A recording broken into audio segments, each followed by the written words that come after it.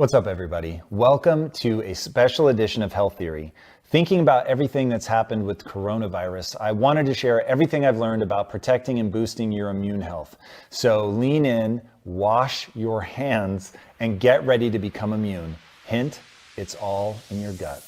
What exactly should we be eating for immune health?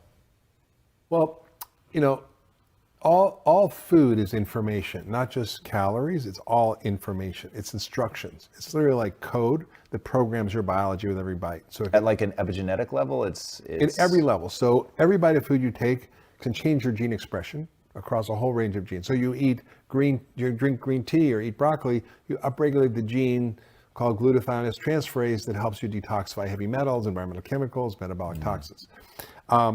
So it regulates your genes. It regulates your hormones.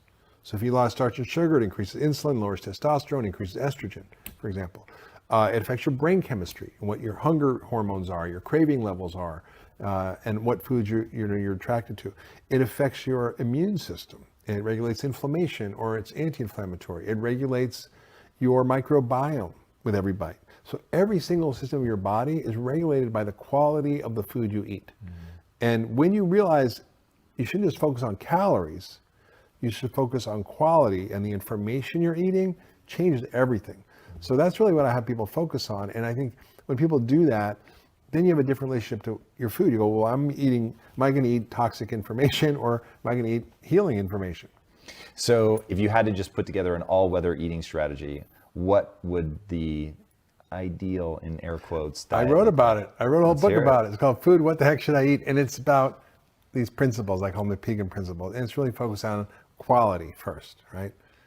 Nobody thinks we should be adding additives and hormones and antibiotics and pesticides and glyphosate to our food. Like, it's in it, but nobody's like, yeah. How do we avoid it at the grocery store?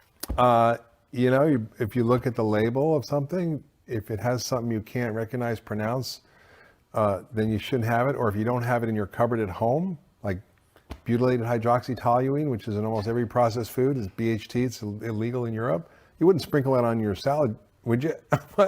No. So that's a good rule. The second principle is, we should be eating a plant-rich diet, and across the spectrum, from fruits and vegetables to. Do you treat fruits and vegetables as sort of one and the same, or? No, it should be vegetables and fruit, right? So it's like, you don't want to be consuming only fruit, because that's full of sugar, and if you're diabetic or you're overweight or have issues, you might want to cut back on the sugary fruits or eat berries, which are less glycemic.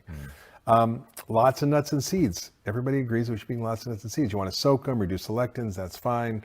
If you're going to eat beans and grains, pick low starch ones, right? And also give us a few examples. So like black rice, which is like the blueberries of rice, quinoa. What does that mean?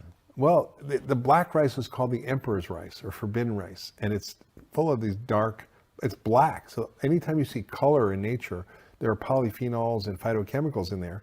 So it's got more antioxidants per serving than blueberries. And then you want to make sure, if you're eating, grains, like gluten grains are interesting. So most of the gluten we eat is wheat. It's 133 pounds per person per year. That's a pharmacologic dose. It is worse for your blood sugar than table sugar. Really? Yes. What? Yes. When you look at the glycemic index, which is how much the fixed amount of the food will raise your blood sugar, table sugar is 80, bread is 100. Whoa, I had no idea. Why? Because it's so processed and so quickly absorbed. And if you want to eat, if you're not gluten sensitive, you want to have farro or einkorn wheat or, spelt, you might tolerate those because those aren't highly altered genetically. But the wheat we eat is super starchy, has a lot more gliadin proteins, create more gluten sensitivity, is sprayed with glyphosate at harvest to defoliate the plants, and it also has preservative called calcium propionate, which causes autism in animal models and is shown to cause behavioral problems in kids. So ADD, all that stuff, could be all the flour. So I'm not a big flour person, plus it's just like sugar. So if you want to have other grains, if you're not gluten sensitive, like rye or barley, that's fine. And then beans, again, lima beans, kidney beans. Look, 75% of Americans are overweight. So most people should be eating a lot of starch. And that, you have to eat 3 cups of beans to get the equivalent of like 4-6 ounces of protein. So I have this lentils and things like that, which are lower starch beans, the zucchini beans, other kinds of beans. I talk about them in my book. And then if you're eating animal products, you want to eat animal products that are not going to hurt the animals, not going to hurt you, and not going to hurt the environment, right? So for beef, it should be regeneratively raised ideally, which is hard to find, but you can actually get more and more of that around, and there's ways to do it by looking online to get it. Thrive Market is a great resource for regeneratively raised beef. And again, chicken should be pasture raised, pork and all that should be raised in ways that are more organic or sustainable.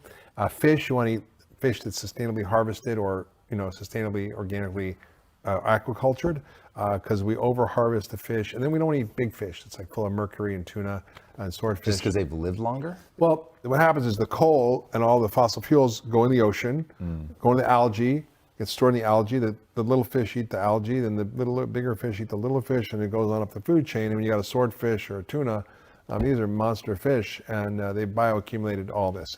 And so you want to eat the right animal products. You want to eat the right grains, the right beans, the right vegetables, the right fruits, the right nuts. Give me the right vegetables. Are we just looking for color spectrum? So non-starchy vegetables. If you want to cut out nightshades and get rid of the lectins, that's fine. I don't care. But I love tomatoes. I'm not going to do that. And it'll make me feel bad.